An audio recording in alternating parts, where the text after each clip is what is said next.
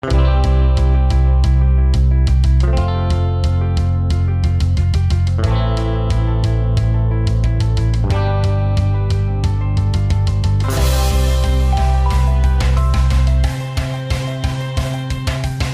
everyone, this is Ayushi Gupta. Welcome to the 13th episode of Microsoft Hour of Code brought to you by Millionlights. Millionlights is a TV channel dedicated to improving the skills of people in their employability. Now let me tell you a little more about the Microsoft Hour of Code.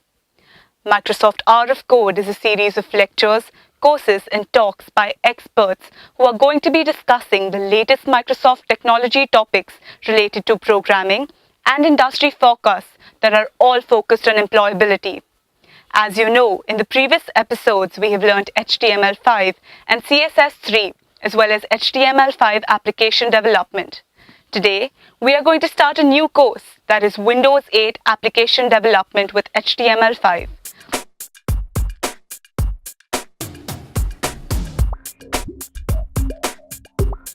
This course is for people pursuing computer science.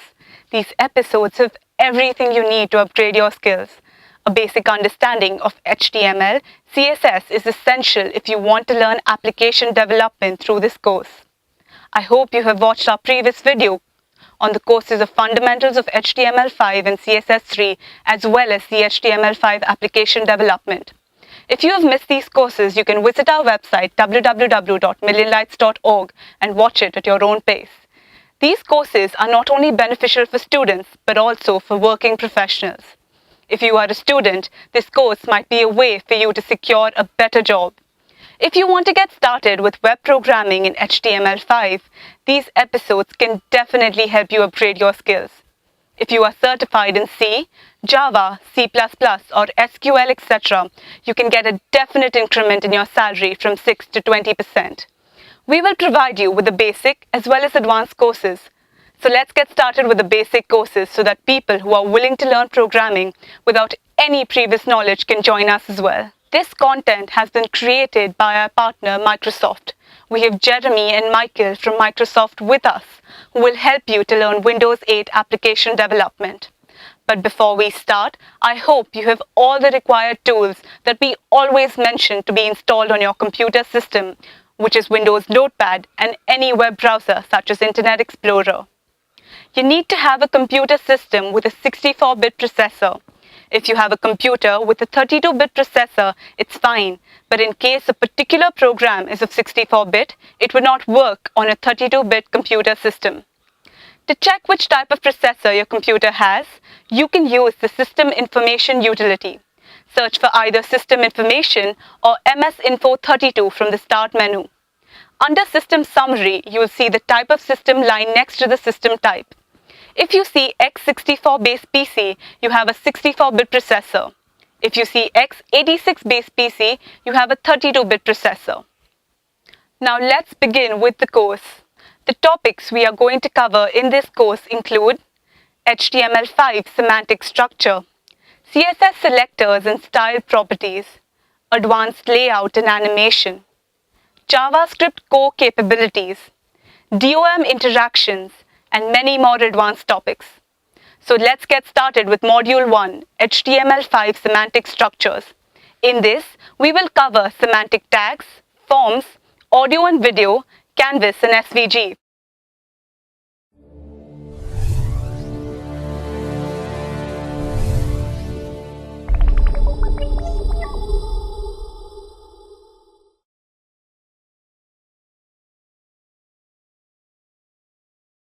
Hello, hello, hello. Welcome to Windows 8 development, Windows 8 app development with the web platform. We are really excited. We've got tons of content today. My name is Jeremy Foster, and this is my buddy Michael. Hi. We are going to be covering some really cool topics over the next couple of days. And I hope that you guys just stay in your seats, and I hope you have a good time. Yeah, I'm very excited about all the content that we're doing today. In fact, so much so I know we both want to just dive in, but I think a good idea is to at least let you know who we are a little bit. I'd love to introduce you, Jeremy, and I'm going to let everyone know, Jeremy's been with Microsoft now almost a year. He's a member of our evangelism team. And the thing that I really enjoy about Jeremy, in fact, I think the reason why we connected and work so well is because we have a passion for this topic, but I love how much he is so fussy about the details on his blog and when he does any writing.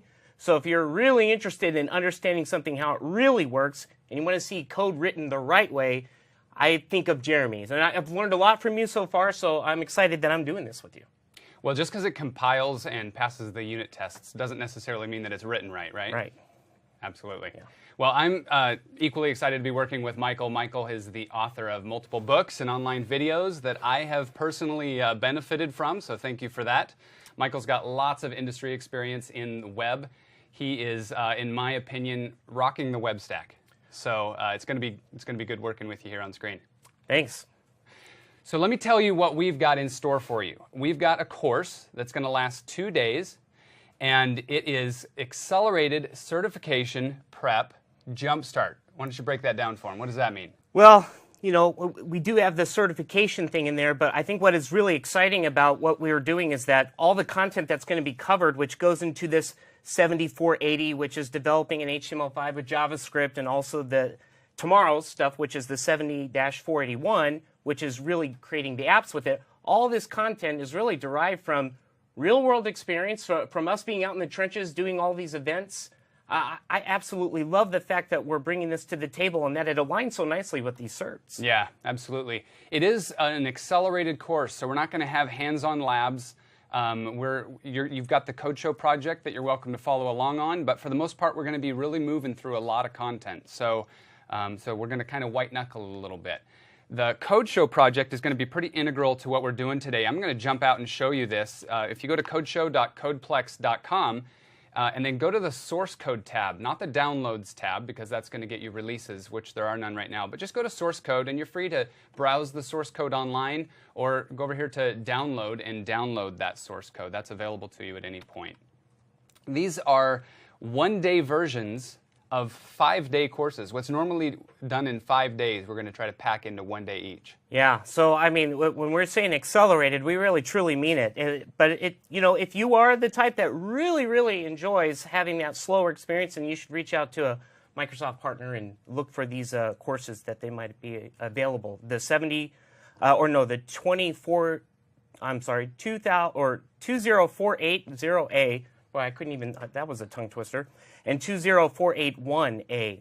Both of these are courses that map to those exams. Absolutely. So here's what we're going to be doing over the next couple of days. On the left, you see day 1, and on the right, day 2. So today, we're going to be sticking to the topics of the web platform. Pretty generic web platform. We're going to talk about HTML, CSS, and JavaScript. There will be some Windows 8 topics that sneak into today because it's definitely relevant. But then tomorrow is where we're going to dive into the Windows 8 platform itself. Yeah. So when you think about today, I like how you said it. Think about that we're emphasizing all the good features of the web platform development, you know, all those features. Yet at the same time, what we're really interested in doing is showing you how that's going to lead up into app development for tomorrow. So absolutely. Really excited about that. Well, Michael's going to go ahead and get us started, and the topic that we're going to start with is HTML semantic structure. Yes. So what do we mean when we say HTML5 semantic structure? Well, at the end of the day, there are so many people that are interested in web development and specifically right now the HTML5 content. And there is sometimes some mystery as to what does it mean to have semantic elements. So let's go ahead and dive in and take a look at our agenda. We're going to be focusing on semantic tags first, and then we're going to get into how the forms have changed a little bit with HTML5. Cover some of the eye candy pieces, I guess you would call it, from HTML5 with the audio, video, canvas, and SVG. We'll sprinkle some demos in throughout. Let's start right now by considering this perplexing situation. Now, Jeremy, when you look at this and you see, you know, these divs with these IDs and these classes, do you think that this 3 or 4 years ago looked somewhat familiar? Oh yeah, absolutely. It looks very familiar to me. So, you know, and so did the powers behind HTML5. You know, they looked at this and realized there's so much repetition going on with people creating headers or navs or articles or whatever the case was. So why not do this and just formalize all those things that are typically done in web apps today. So these semantic tags are made available so that we can just say, hey, you know what, instead of having an ID or a class to kind of give that attribution, let's make it a first-class citizen within the markup. So what are some of the new features or new semantic tags? We saw a couple in the previous kind of conceptual looking graphic, but these are elements that map over. It gives an idea of what the block level would be, or if it's text level, and what its purpose is. But I find, of course, and I'm sure you're the same, that it's usually best to see in a demo. So I'm going to do that in just a moment. The other factor with HTML5 is forms, and I think there's a lot of exciting features that just came out with forms. So consider this particular situation where we have, a classic form asking for name, email, site, and phone. Well, some of the new attribution would be allowing that text type for input to be marked as required. And you'll notice right now on the screen that the required attribute is standing alone by itself. That's interesting. How does that make you feel? At first, it makes me feel a little bit non-standard. Yes, it does feel that way. And I want to highlight that because of that, a lot of people like to actually put the required equals and then still put like the word required in quotes, which you're allowed to do. But it will work that way, which is kind of interesting. All right, let's go back over here and check out email. So email is a classic thing that is asked for. Not only are we marking it as required, but we're also saying, hey, let's provide a little placeholder. A placeholder that says, let's give them an example. Kind of like a traditional watermark that you would just have in the background. So that's how easy it is to do now in HTML5. You can do the same thing here with site, type URL, and with phone, I thought I'd introduce that you could also, in addition to all the things we've talked about before, like we can mark it required, placeholders, we can actually provide, you recognize what's in that pattern? Yeah, it looks like a phone number. Looks like an odd phone number. That's a regex pattern. So we can actually put in customized stuff. If we don't like the way the default pattern would be for a phone, then we can say, well, we want it to be this way. Because, phone numbers all over the place are different. Well, I think it's time for our first demo. Let's do it.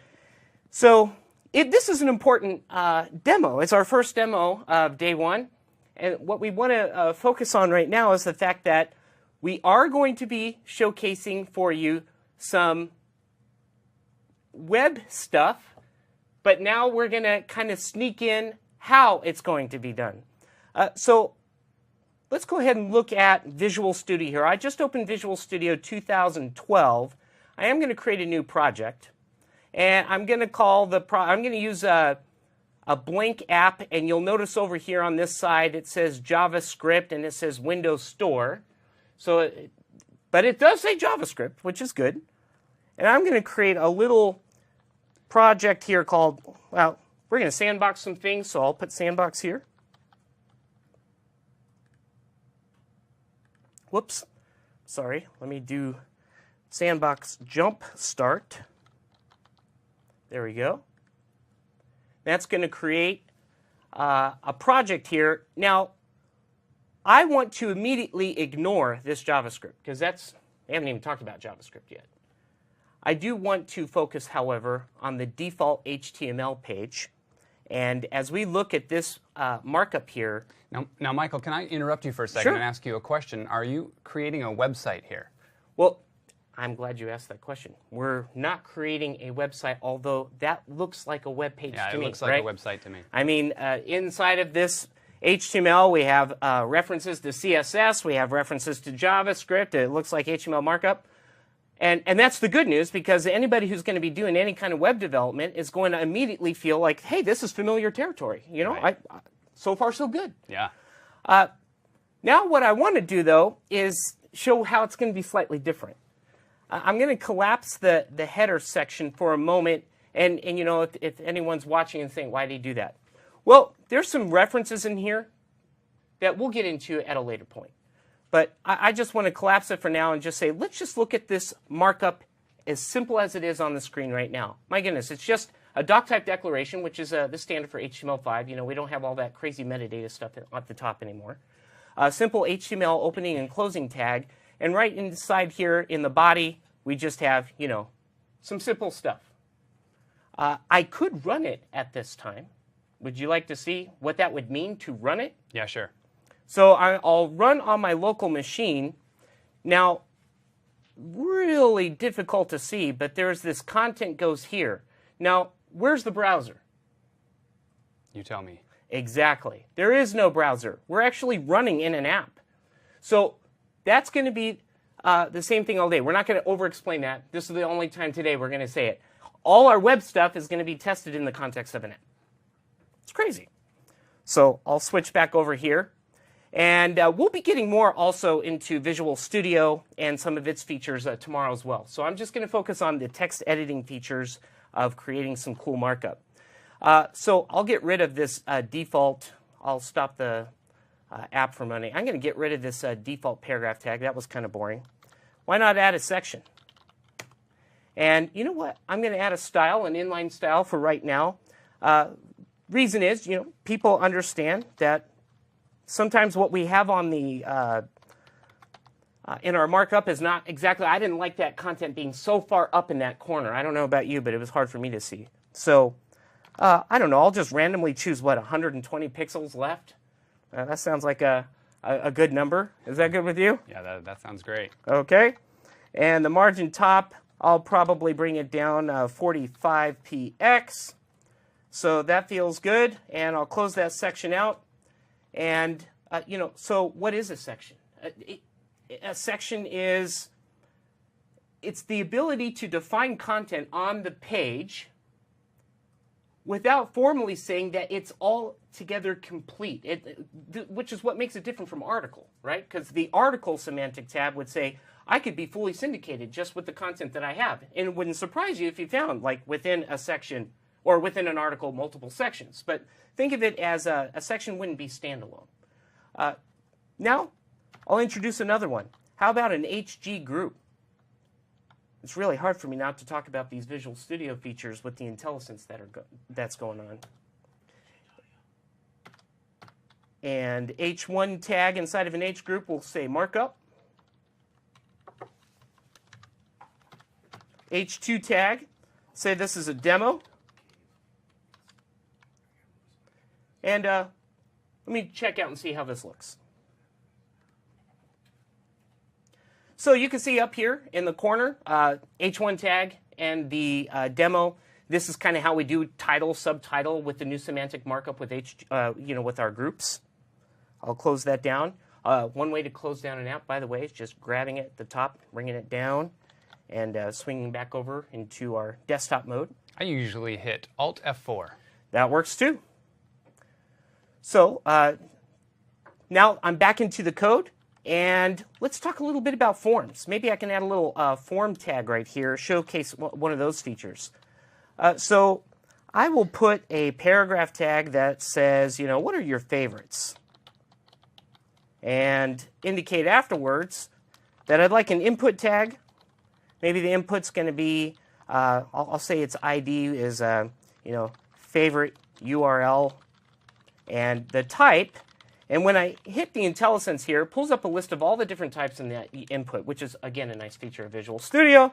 And sure enough, down in here of all the new types, there is a URL. Of course, that's a standard. I am going to use the required, and I'm going to say required equals required, just so it doesn't look wrong to either one of us, because, you know, we've been in that world so much. And I'm going to say the placeholder, I'll make it equal, why not? I'll just choose something like www.palermo4.com. Shameless. It's just shameful that that plug right there, but I'll just use my website there.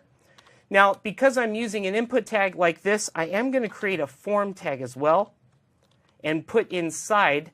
I'm going to take that input out and just put it right there. A little copy and paste magic is what made all of that happen. And, of course, I'd like to submit this. So I'll put in an input, type equals submit. And, you know, I'll say the value is, we'll do some kind of fictitious saving of that favorites. All right, so, oh, better close that tag. Let's see how this one looks when we run it, and what the benefit is of all these new structural and semantic things. So you can automatically see that watermark in the background, right? You know, that Palermo4.com kind of says, hey, this is how the site could look. I'm going to click Save. And it's saying, hey, no, this is a required field. Sweet. Well, if it's required, I'm going to say, OK. I understand it's required. Now I'm going to click Save again. It's like, no, you must enter a valid URL. It's like, all that out of the box. I didn't have to do any other coding to get that kind of validation done. So if I actually put in a valid website, something like www.codefoster.com, another just shameful plug. Yeah, it's just shameless. So I'll go ahead and click Save. Let's see what happens. Well, what did it do? It actually submitted, right? And now it just reset itself back to the original value. But it did accept, in fact, it liked codefoster.com, FYI. So what do you think of those new semantic tags? I like them. I think it makes the HTML, you know, cleaner to read, and you know, makes more sense. Yeah, I agree. So, and the benefit here is that you can use all of this within the context of writing an app, just like we were doing with the website. You know, nothing changed.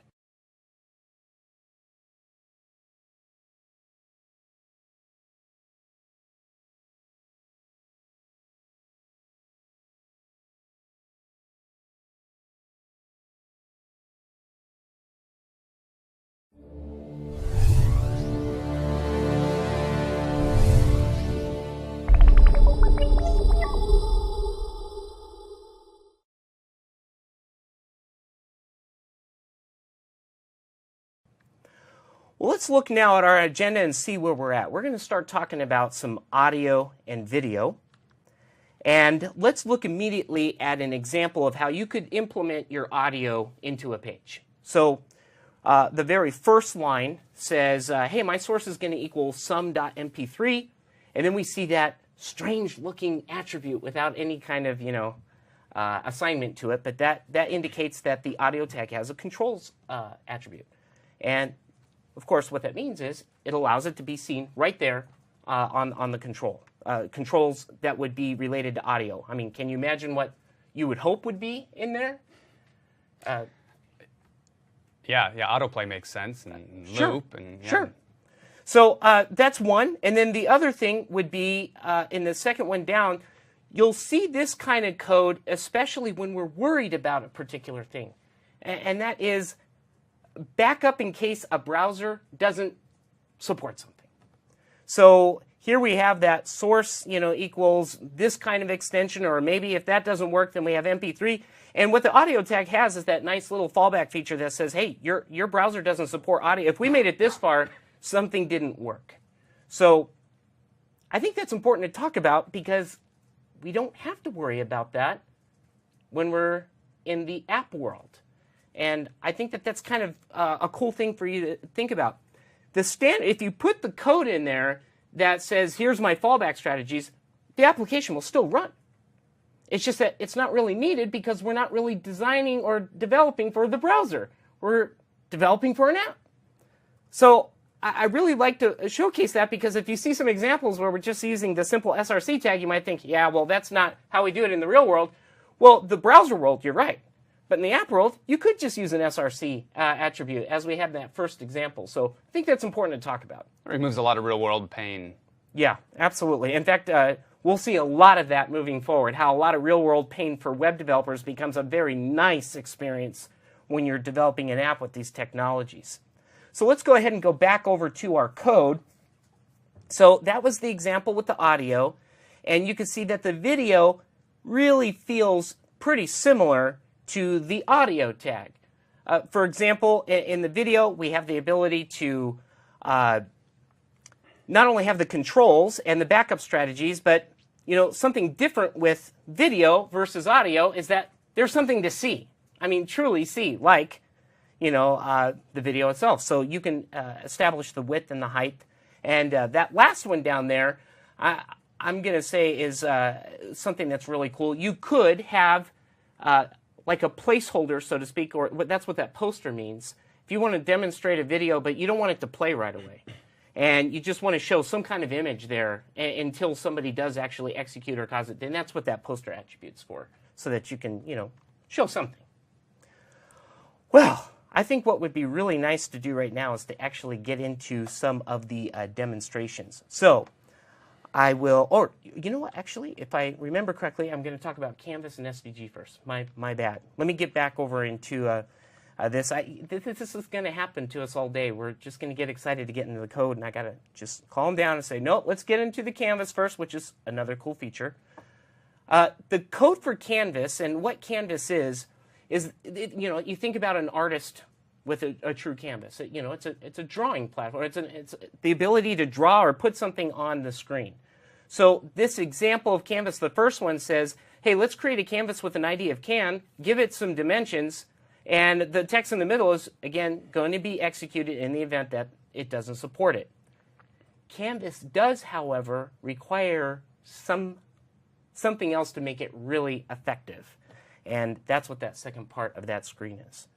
The JavaScript that is, which we're going to get into later, this is just a little sampling. So I didn't want to get into this in greater detail, but this is an example of creating like a simple rectangle with a blue color.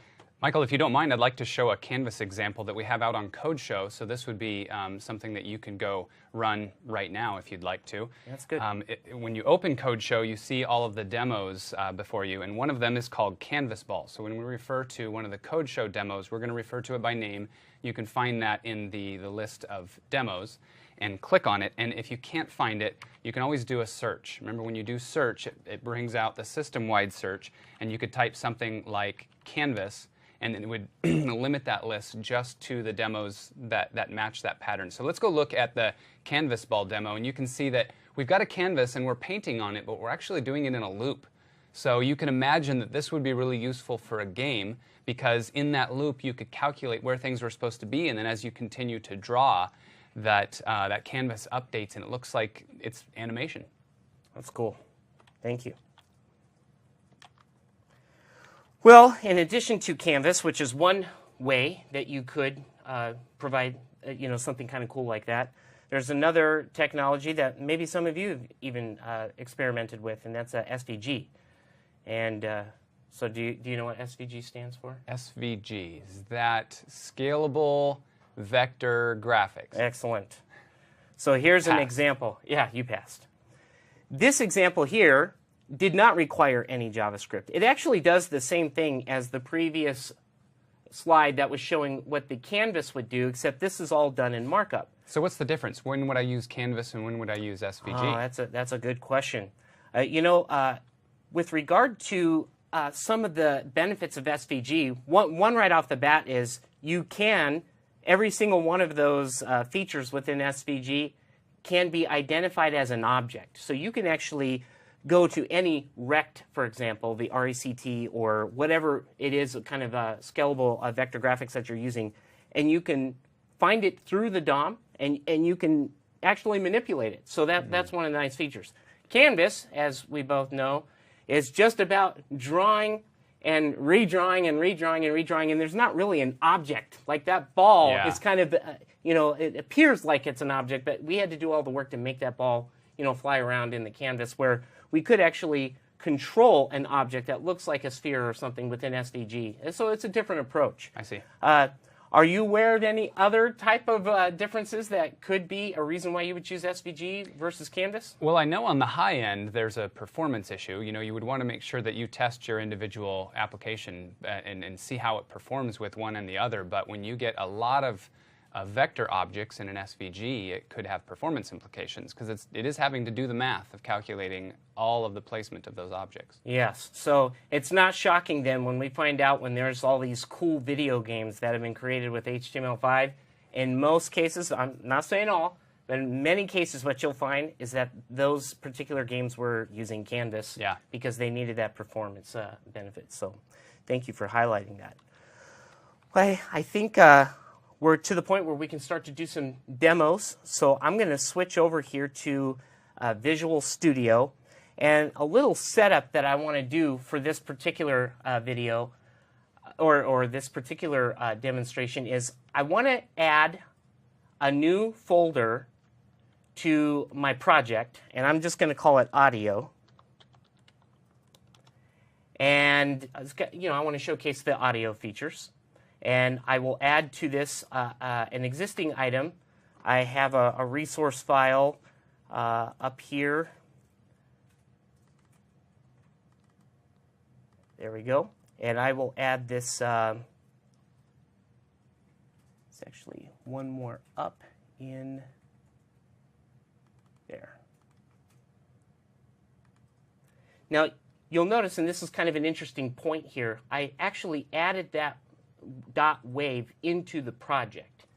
I'm not going to try to just reference it in the file system somewhere. I've included it in my project, so that's important to see. And then I also will want to demonstrate a little video, so I will do the same by adding a folder for video and add an existing item to it as well.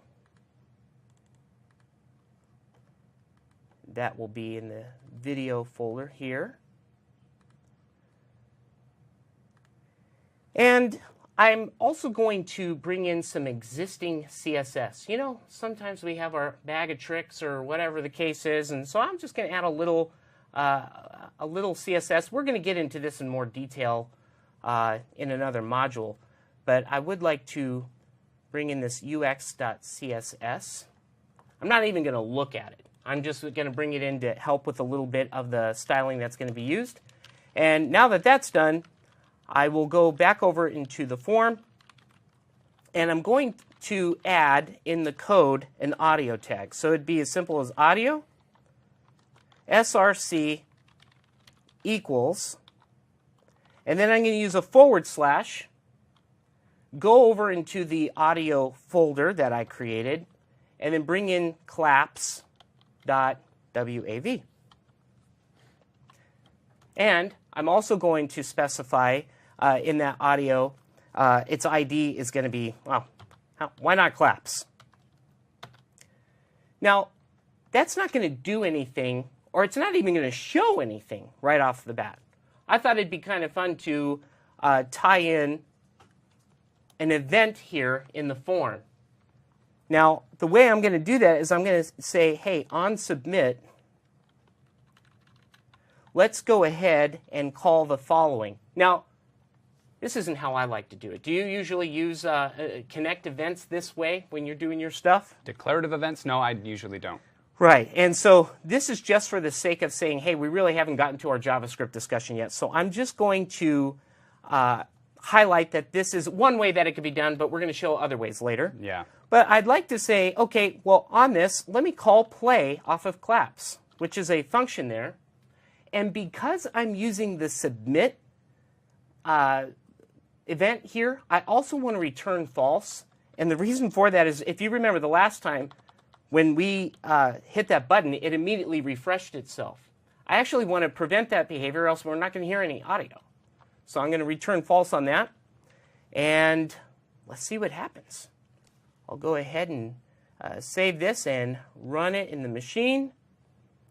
And I'll put in a valid site, http:// let's say codefoster.com. And when I click save,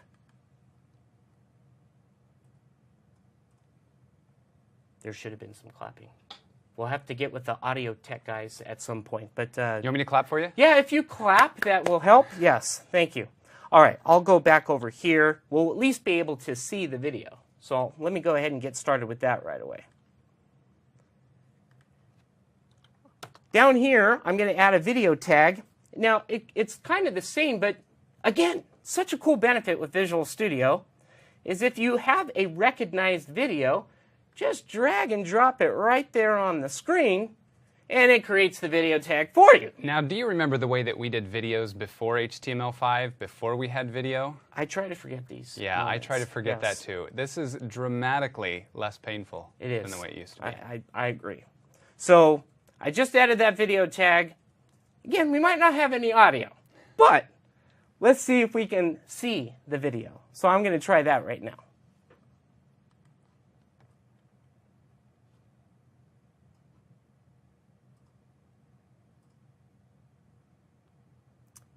Well, Houston, we have a problem.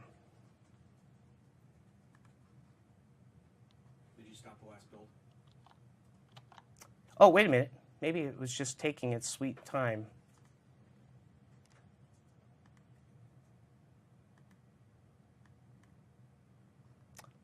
All right. Well, let me go ahead and stop that right there. This is, of course, the valid markup for this. I probably, just in case, maybe add a /. And if this doesn't work, you know, I'll be using this again in a future demonstration. But it seems like it is having a difficulty loading. So I'll just stop that one for right now. We've also got a video and audio demonstration on CodeShow that are pretty simplistic, but Yeah. if you jump to CodeShow and look for HTML video, you'll see some video that runs, and if you go to the audio one, you'll see an audio example that should run for you as well. Perfect. Yeah. Okay. Well, you know what? With regard to the content that we discussed so far, you know, I think the benefit of this first module launching off is that people have especially web developers, should feel a little excited because all the new stuff that's in HTML5, all the features that are with the forms, all the enhancements to the user experience, they're all supported not only in standards-based web browsers, but we can start to bring those features down over as well into the application land. Yeah, the benefit that you were talking about, the nice semantics that's built into HTML5 becomes a big advantage for us too when we downstream are consuming that HTML document structure in our CSS. In other words, we're styling those document elements. And because they're semantic elements, it's a lot cleaner and nicer instead of having to perhaps refer to a div with an ID of section or an ID of header or something like that, we can just refer to the section or the header. And likewise in our JavaScript, we're always referring to this document structure throughout our app. And so that makes it a lot cleaner. Sure. And so I love that you brought that out because especially when you're thinking about using semantic tags, you know, some developers would be thinking, well, really isn't the main benefit just for parsing or, you know, for search engines and so forth. So I love the fact that you brought in the benefit. Well, our apps aren't going to be searched by search engines per se, but we could have a lot cleaner code, as you mentioned, if we still maintained a little bit of that fidelity. And I know that in tomorrow's episode, we're probably, or tomorrow's class, we're going to also discuss some of the differences that we should be aware of between the websites and the apps. So I don't want to steal the thunder there, but you know, sometimes people are saying, well, what if I want to use some of these things that wouldn't make sense to use in an app, but could I still share and all that stuff? And we'll say, hey, yeah, we'll talk about that tomorrow. Right. There's also a number of other huge introductions to HTML5 that we're going to talk about in a later module. Some of like the web worker and the local storage and the web sockets. HTML5, CSS3, and the ECMAScript 5 were just packed with features. So we're going to look at a lot of those, but the HTML semantic structure is just a nice foundation, a good place to start. Yeah. So I think that wraps up the first module right off the bat, and I think now maybe we can announce a quick 10-minute break.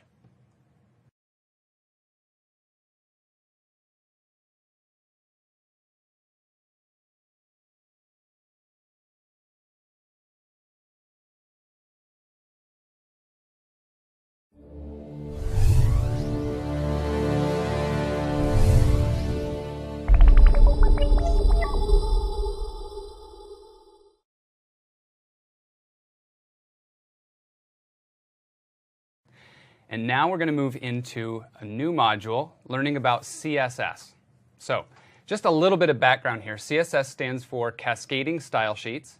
And the whole purpose of CSS is to describe the presentation of our HTML. It really describes the presentation of any markup language, XML, XHTML, HTML, any of those, SVG included. But in our case, we're mostly concerned with HTML and some SVG. Now, when we're talking about CSS, we're going to be hitting these points. We're going to talk about the selectors that you use to choose what it is that you're going to affect, and the combinators. I'll get to that in just a second. And then we're going to look at a bunch of properties. The nice thing about learning about CSS is that it's pretty flat in concept. There's not a lot of code structure, hierarchy, or strategy that you need to worry about. It's a really flat language that's just a series of selectors and then a style definition, and we call it a style rule. And there's little more than just a collection of style rules. What it is that you want to affect, and then how you want to affect it. Think about a word processor. You've written a letter to your grandma, and you've got the letter all well composed and edited and everything, but you want to bold some things and indent some things. You want to affect some changes to your letter. The first thing that you do is you go and highlight the area of the letter that you want to affect the change, and then you go hit the bold button or the indent button once you've affected a selection.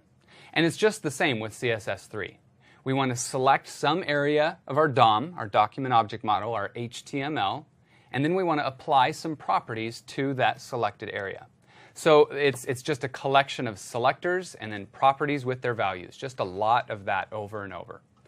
So we're going to look at selectors first. Selectors are a way to determine what about your HTML is going to be affected, and there's a lot of different ways to do that. In a word processor, of course, you just highlight it and you affect whatever it is that you've highlighted. I'm going to jump over to Code Show, and I'm going to open the selectors example, the selectors demo. And when I open that, what we have here is just a simple CSS pane with an HTML pane below it, and then the results, the rendered results, in the pane on the right. Okay? So as I enter CSS into this pane, I'm going to see the results of it affect this page. So the first selector that I want to show you is the type selector. Now the type selector refers to the type of HTML tag. So you can see in this example HTML that I have on the left that we've got a number of divs and paragraph tags and UL tags and table tags, lots of different tags in there. And their type is determined by the name of that element, the name of that tag. So if I want to, for instance, change everything in a tag with a type of table, I just type table for that selector. And to see some change there, I'll have to define some CSS property and value. So let's just say color red. We haven't looked at the properties yet, but we'll just say color red, and that'll change all of the text red. Now, notice that the values on the right in the render pane that are red are not just the things directly inside of the table, but it's been passed down. It's been passed down to all of the children of that table. So the 2012 value that's inside of the TD, that's inside of the TR, that's inside of the table, got that red value because it cascaded down to it. Okay? So that's the table. Let's look at a UL. That stands for an unordered list, and I can affect red text in the unordered list in all of its list items by just referring to UL. I could also say LI, and that would do the same thing because it's setting all of the list items to a color of red. So that's how I do the type. The next style selector that I want to show you is class. Now you'll notice in our HTML that we have a couple of divs down here that have been decorated with an attribute of class. And in this case, it just says fancy. Let's go ahead and add two classes for each of those. Let's say that it's going to be fancy and bold. I want you to know that we can have multiple values inside of a class tag, and both of those classes are going to apply to that element. So for all of the elements that have a class of fancy, I use the fancy selector with a period in front of it to apply that. And now you can see in our render results that both of those divs have taken that style property. They've both gotten the color of red. Let's add another one, and let's say I want to use bold. I'm going to use bold. Now, both the red and the bold are applying to those two divs because I've applied two different style rules, both using the class selector. Now, the interesting thing about the class selector is it begins with that period, but there's an assumption that's being made here. There's a default, and it looks like this. that star is going to result in the exact same thing, and it's actually going to behave this way whether you explicitly put that star there or not. The star is called the universal type selector, and it essentially means all of the types that have a class of fancy, or all of the types that have a class of bold. Okay? So when you are writing class selectors and other types of selectors, and you know that it doesn't proceed with anything like this, just know that that type selector is actually there. That's the way it's going to behave. Michael, do you ever actually use the type selector on its own? Just the asterisk? Yeah. No, but I have used, and another example similar to that is that you might want to put the word div or li dot if you just want to have it applied to that class for just that kind of element. Yeah, absolutely. What Michael is referring to is the fact that before this dot, I can put any type. The universal type selector is the default, but I can put any other type, and so I'm combining the selector here with the class and the type selectors. All right? So that's how you refer to elements in your DOM by way of their type and by way of their class. So let's look at another method. Let's look at referring by ID.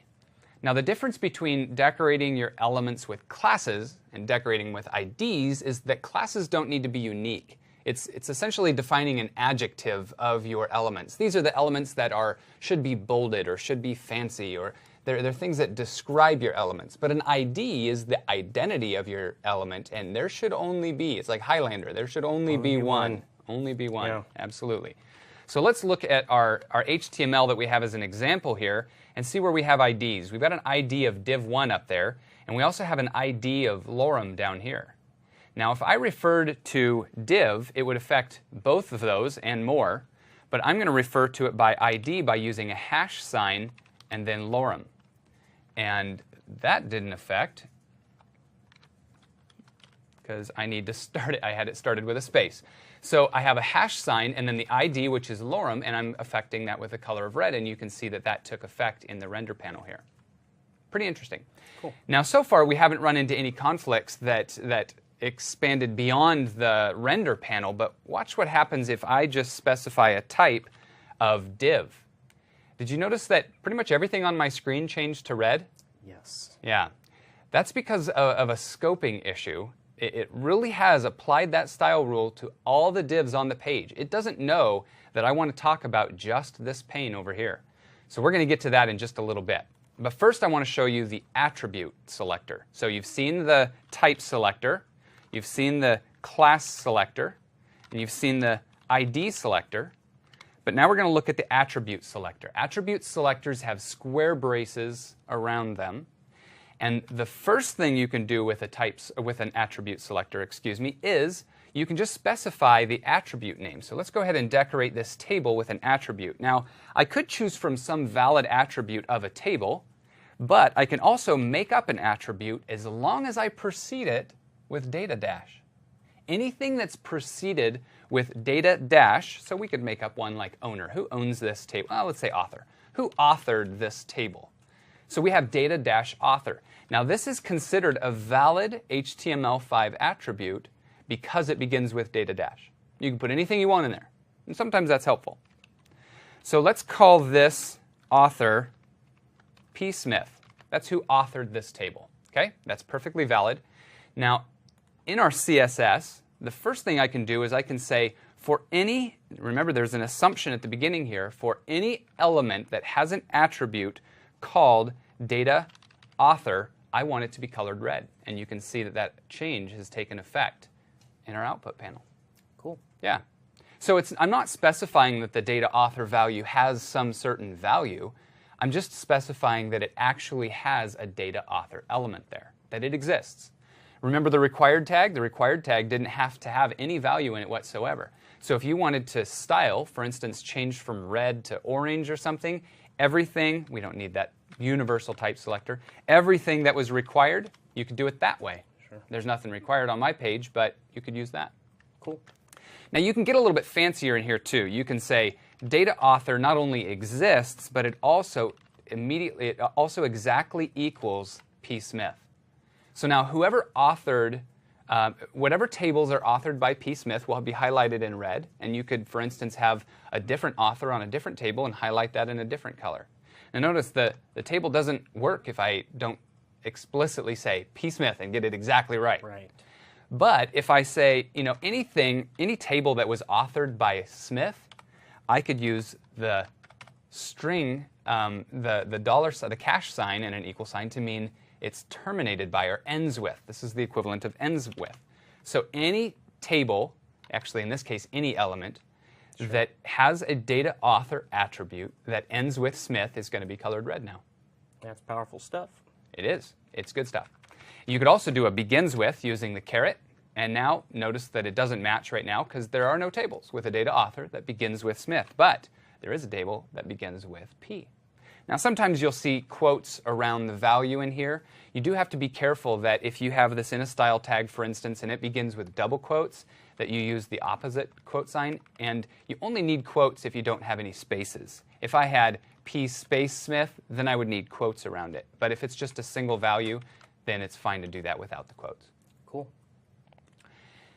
Now you can also say that it matches any part of it with an asterisk equals. So now anything that contains P. Smith, which P. Smith does, or anything that just contains Smith, or anything that just contains P. So those all match, you can tell because my table is still red. But E, no, that doesn't match. It's nowhere in the author's name. All right? Yep. So that is the attribute selector. Now, the last selector concept that I want to show you before we get into combinators, which is also a selector concept, is selector chaining. So far you've seen me apply one selector and the style rule that applies to it. But what I want to do now is I want to apply the color red not only to my table, but I also want to apply it to my lists. So I want to use a comma UL. That means that I want the text to be red for all of my elements that either match the first selector or match the second selector. And you can make that pretty big if you want. If, for instance, you want to do something to all of your headers, you could use H1, comma H2, comma H3, comma H4, and it would apply to all of those different headers.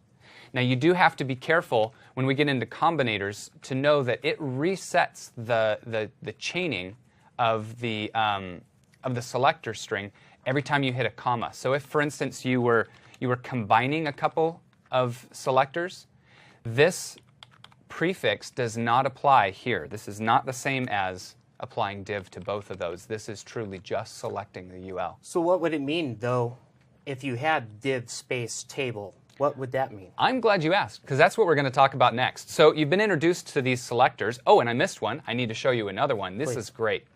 But then we're going to get into combinators, and that's going to answer your question. So let's select the paragraphs on this page. Sure. You can see that we've got two of them. It highlighted lorem ipsum at the beginning. That's just like a short paragraph. And then it highlighted this longer paragraph. Now, what if I wanted to highlight just the first letter of that paragraph? You can do that with what's called a pseudo element. There are also pseudo classes, and I'll explain the difference. A pseudo element has two colons, and then the most common pseudo elements are first letter and first line. Now notice that the L in the lorem ipsum paragraph is red. So it's actually, even though there's not markup differentiating that first letter of my paragraph, it's been able to bring to the front this pseudo element. It's been able to apply a style just to that first letter. There's also first line, and this one's really cool because if you can see that it already has applied that to the first line. But what if I'm not doing color red? What if I'm, well, in addition to color red, I'm also doing the font size? Let's up that font size to, say, 24 points.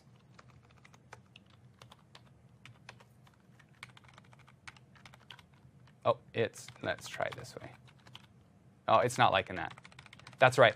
The way it actually works is even if you're upping the font size and so not as much text fits on that line, it's still going to recognize what is the first line. So that's pretty amazing thinking about the algorithm behind that implementation. Now, there are a number of pseudo classes, and pseudo classes are like virtual adjectives. So whereas first line and first letter are like virtual elements, you could use hover as a pseudo class to indicate the state where the element that's targeted by this selector rule is being hovered over. So now nothing is red, but if I hover over this paragraph, it turns red. I can hover over the other elements here and they don't, unless it's a paragraph. So the first one turns red and the last one turns red. Now, how would I make it so that anything I hover over turns red? I would think you just get rid of that paragraph. Absolutely. I could either get rid of it or I could put a star in front of it. Now, everything on the page has that hover selector. So notice even the biggest wrapper gets it. So my whole thing is, I'm still running into this scoping problem. It's my CSS is applying to too much, which brings me to the topic of combinators. Now, combinators are ways of combining simple selectors in your CSS so that they apply to really targeted sections. So for instance, right now, I'm applying to all elements that are of the hover class, all elements that are being hovered over, and it's affecting everything. It's not what I want. Now, I've rendered in this selectors example this #render behind here so that you can see that that's the ID of that render screen. So let me just prefix this with render and then a space. Let me try that again. Render. Actually, let me use the div1 that I have. So there's color red.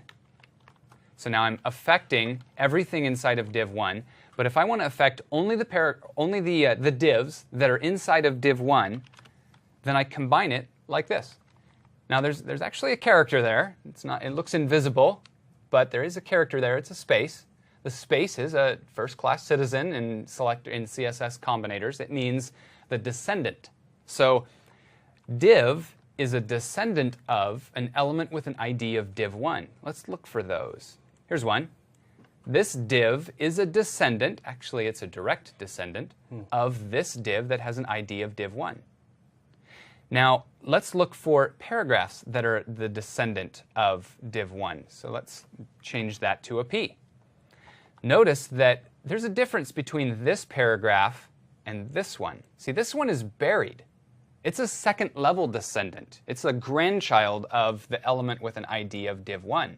And yet, the color red is still applying to that one. So when you use the space, that means any descendant, however deep in that structure. So it's a really great way of scoping, because if I know that my page has a certain class on it, then I can refer to that class in my CSS selector chain, and then a space, and then I know that all of the paragraph, all of the tags in there, all of the selectors are going to apply only within that page. So it's a great way of scoping. Now the next combinator that I want to show you is similar to the descendant but more specific. It looks like a greater than sign, an angle brace. Now the greater than sign says it needs to be a direct descendant. It has to be a child. It can't be a distant descendant like a grandchild or a great-grandchild. So let's go back to our div1 and then div, this time using the child combinator. Now you can see that actually no, I want that paragraph tag, because we have an example of a paragraph tag that is a direct child, and we have a paragraph tag that is buried inside of another element. And this paragraph is not getting that style applied. It's too deep. It's a descendant, but it's not a child. So when you're saying direct, what you're saying is it's an immediate child of that element. It's nothing that would be navigated through the hierarchy all the way down. So direct really means immediate child. Absolutely. Okay. Sometimes you have to be really careful and make sure that you're using an angle brace, because if you use a space when you meant to use an angle brace, and you're containing something like a div or a table, and later on it's going to itself have divs or tables inside of it, right, you have to know that you're going to be affecting those if you use a space, but you won't be affecting them if you use an angle brace. So very important differentiation there. Good. Now there are two more combinators. They are the general sibling, that's the tilde, or the squiggly as we like to affectionately call it.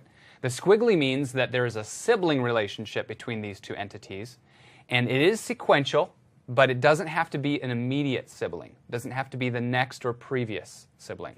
Okay? Let's look, for instance, at ul and div.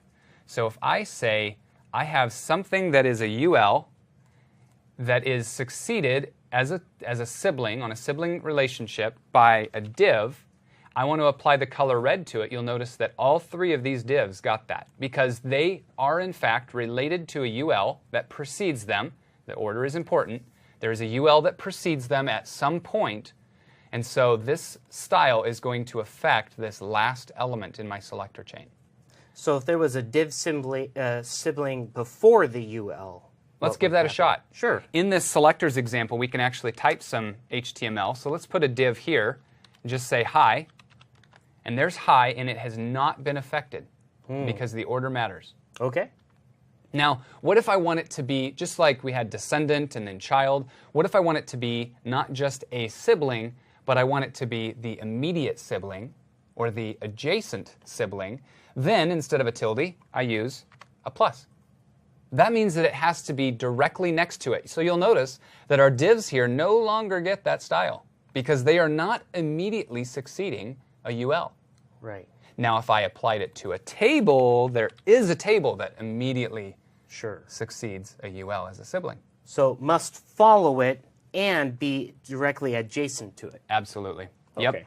You can use this as a trick to when you're looking at a list and you want to, for instance, let's look at all of the LIs that are immediately succeeded. Oops. Let's look at all of the LIs that are immediately succeeded by another LI. You'll notice that only the first LI did not get that. So if you want to apply something to all elements in a list except for the first one, that's one way you could do it. Ah, cool. Yeah. Now, there are some pseudo classes that I neglected to mention, so I want to back up here and I want to introduce those. Now that we have some concept of chaining, I want to tell you about some of these pseudo classes that would make it easier to do what I just showed you. Okay. One of those pseudo classes is first child. So let's look at all LIs that are the first child. And what's at the end of that line? That's a mistake. Oh, okay. Yeah, and actually that's not applying yet because of a space at the beginning. That gets me every time. So I'm looking for the LI in a list that is the first child, and it only found one LI that is a first child. Now, there isn't an equivalent second child, third child, fourth child, but there is an nth child, and that looks like this. Nth child, now you have to specify somehow which child you're looking for. Yeah. And some of our selectors actually act like functions, and Wow. we can throw something in there into the parentheses. So in this case, I can say 1 to get the first one, 2 to get the second one, or 3 to get the third one. So not a zero-based array. No, not a zero-based array. Nope. It's actually following a pattern, AN plus B. What it does is it takes the series of integers and plugs them in for n and does the math, and you can put in a pattern here. So you could, for instance, do something like 2n plus 3, and it's actually going to plug 0 in for n, multiply that by 2, and get 0, add 3, and determine that 3, or anything greater, is going to be applied. So you get an opportunity to kind of specify a formula there and have that take effect. Cool. Yeah. Now, the child one affects all children of this LI. Not all children of the LI, but all LIs, which are the nth child. But if you want to make sure that it is of this type, then instead of nth child, you use nth of type. But these pseudo classes come in extremely handy. So go research all of the pseudo classes and make sure you know what they are, because otherwise you might try to use some JavaScript or use some other methods that just make it far more difficult. If you can find the right pseudo class, it just makes your code really elegant. That's awesome. Remember that as we're talking about this, you can drop into the Q&A session online and ask some questions, and we've got some people dedicated to answering those. So if you have questions about the pseudo classes that I've showed, any of the selectors or combinators that I've shown, or if you want to ask about some that I haven't shown, feel free to do that. That's all for this episode. I hope this tutorial was helpful. In the next episode, we will move towards CSS selectors and style properties. Is your mind ringing with questions, queries, or doubts? Do you wish to learn more?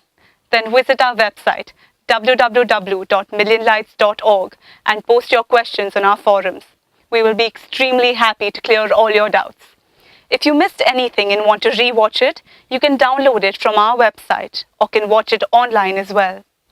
You can also participate in our webinars, discussions with the subject experts, as well as get Microsoft certification on various courses through our website.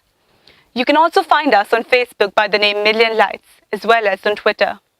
For more such interesting tutorials on coding, keep watching Microsoft Hour of Code brought to you by Millionlights. Thank you.